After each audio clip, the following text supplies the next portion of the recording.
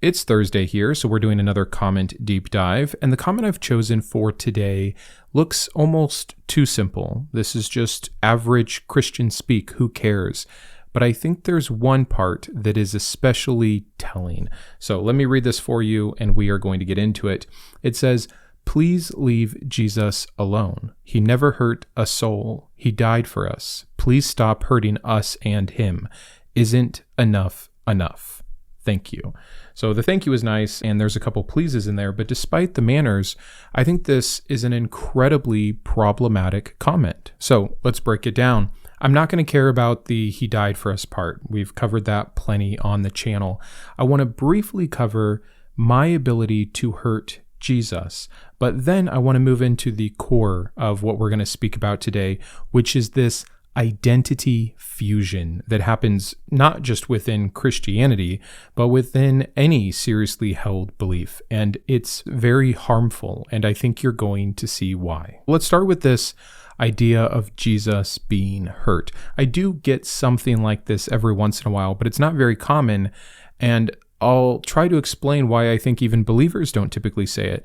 There's kind of three ways you can think about this Jesus. The first would be the divine Jesus, the one who is part of the Trinity, the one who is one with the Father, the one who was there at creation, the omnipotent, omniscient version of Jesus. If that's who we're talking about, is he not beyond harm? Is he not beyond critique? If he's truly what believers think him to be, perfect, the way, the life, the truth, surely I am not affecting him. If we think about this Jesus as just a historical figure, and now he's dead, I am not hurting him. And third, last, which I'm sure this believer doesn't think of either, would be that Jesus is a symbol, a mythologized figure, that he's not even real in that sense. To which again, no consciousness at all, and no ability for me to hurt him.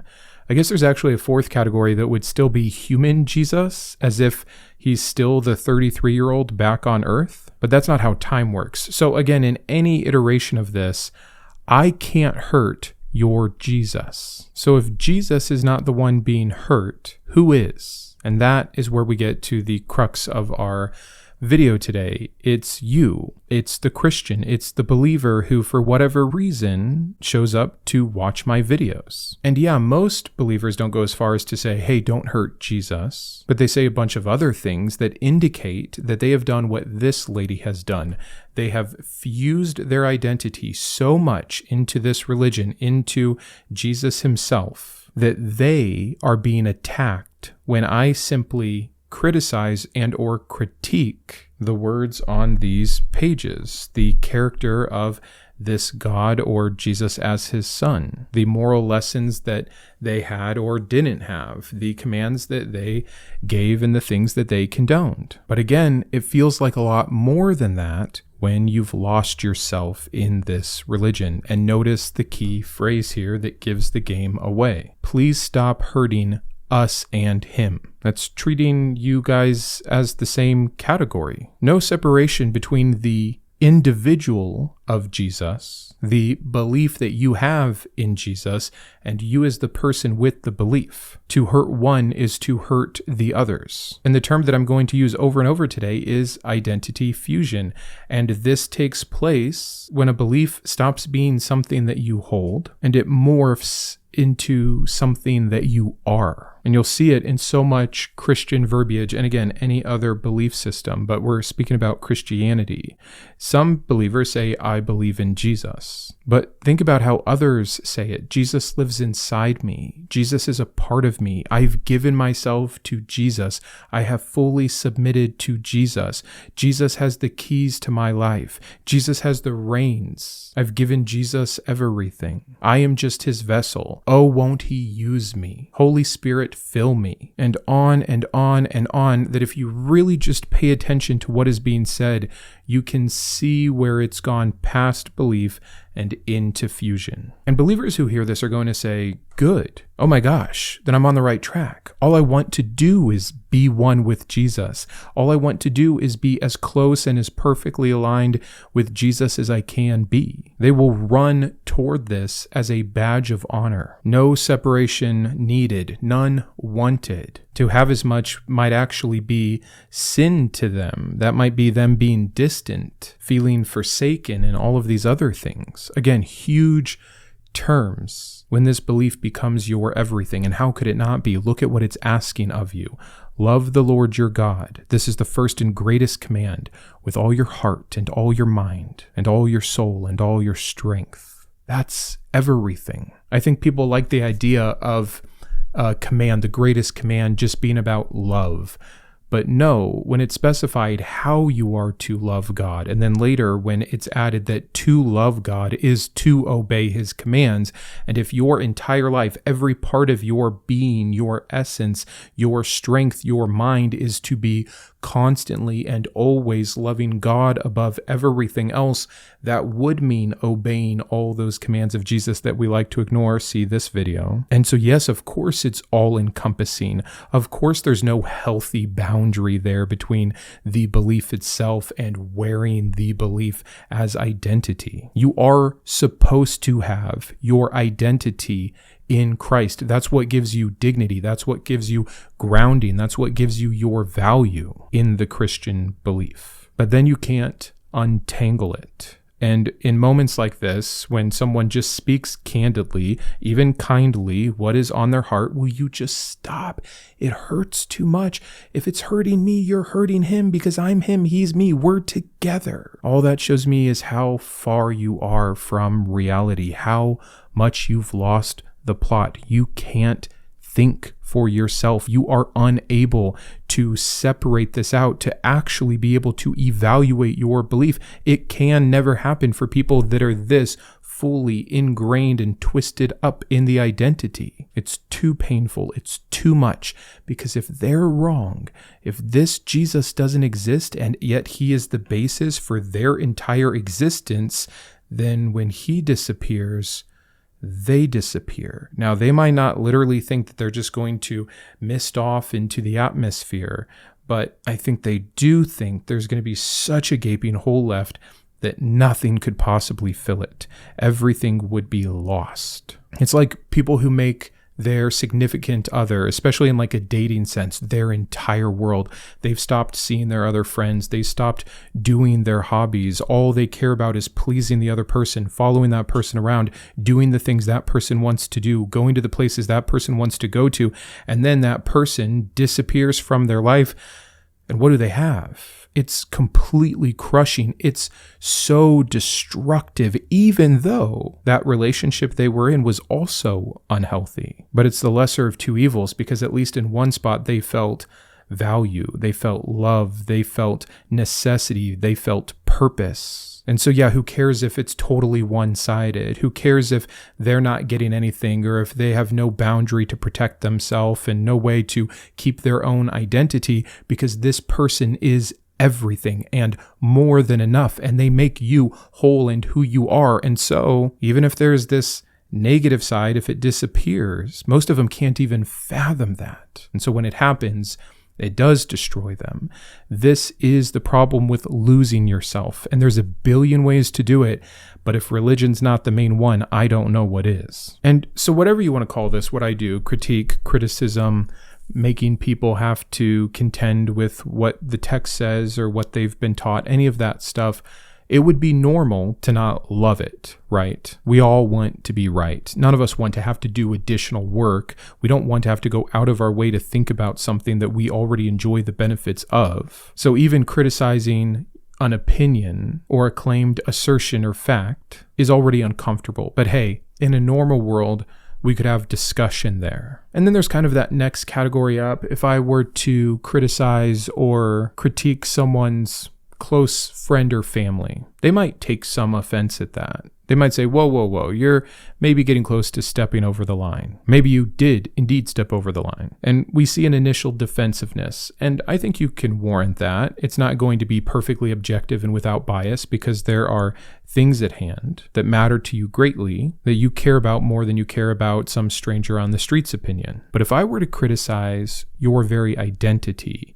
forget before fusion happens, if I just picked you apart as an individual, what made you whole, what made you tick, what you cared about, what you were passionate about, that's a straight up threat to you in terms of how your nervous system is going to process it, how you're going to react out of it. Fusion moves you to that third category when it comes to your religion. And so any critique, no matter how valid, how fair, how backed up by the sources and the data, before it can be any of that, it's a threat. And when you're threatened, you're only going to do one of a few things. You're going to run away from that. You're just going to freeze like a deer in the headlight, or you're going to fight back. Now, when it comes to my YouTube videos being the threat, I would say just leave. No one's forcing you to be here. If you think you are being hurt, or your best friend and personal savior, Jesus, is being hurt by the words I'm saying, the first thing I would try to encourage you to do is to say, are the words I'm saying untrue? But again, that's secondary once you are in threat level.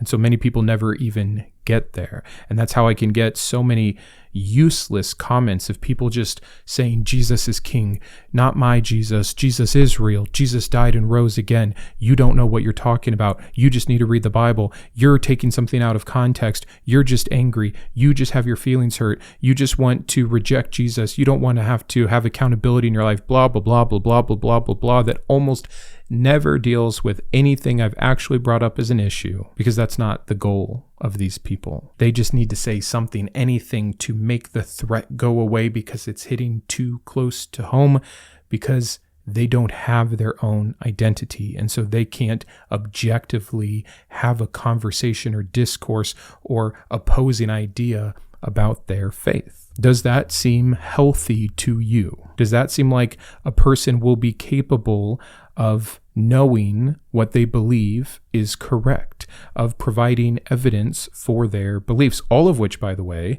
their Bible tells them to do and have? It's actually a really selfish version of your belief to let it take on your identity to the point that you can't even honor it or display it in the way that it requires of you. It's wholly self-serving, and it's so incredibly obvious. So in addition to being wrong and you not being able to defend it, you're now hypocritical about it. But again, I have so much empathy, because for the person who really believes, how can it not become your identity? Think about what you get from it that you don't get from other big things in your life.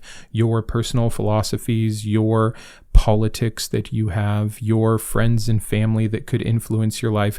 If Jesus, the Bible, the religion, Christianity, God, Yahweh, whatever, is truly at the top, then that's your origin, that's your purpose, that's your meaning, that's where you get your morals, that's how you know what to do today, that's how you know who to forgive, what to say, what to do with your money. It's everything, and all of it together becomes this huge lens through which actual reality is filtered through. And then you let it go even a layer deeper, because the whole thing, which this has not always been the case, which is a hilarious fact of Christianity, is that modern Christianity, especially in the West, is all about your relationship with Jesus. Again, consider the claim, he lives within you. That is so intense. I think a lot of us don't really comprehend how intense that is, because it's either been normalized to us in the religion, or we've been outside it for so long, it just sounds kind of like Christian speak. But if you really think about it, especially in contrast to like other religions, other mythologies, the idea of the God of the universe, like think way past you and your family and your culture and your country and other countries and their cultures and other continents and even other planets in our solar system, but other solar systems and other galaxy for billions and billions and billions. That God, the one at the beginning, the timeless one, outside of all of it, who could speak and all of this would be, He lives inside of you. He's having daily conversations with you in your head. He's telling you what to do, helping you find your keys, making sure your kids are going to grow up big and strong, helping you get the job you desire, leading you, convicting you, befriending you, holding you, comforting you, counseling you. Take any kind of a relationship, dial it up to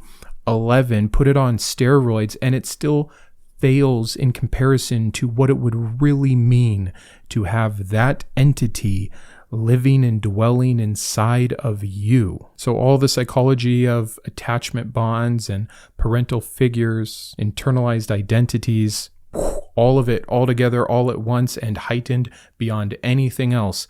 That's the identity fusion going on. Have you ever heard someone say that without Jesus, you're nothing? Without Jesus, you're lost. You can't be good without goodness itself. You can't do right without God on your side. Those are insane claims. But the embodiment of those claims as an actual belief that one holds immediately then causes the fusion that we're talking about. And again, how could it not? Add in some of the biggest stakes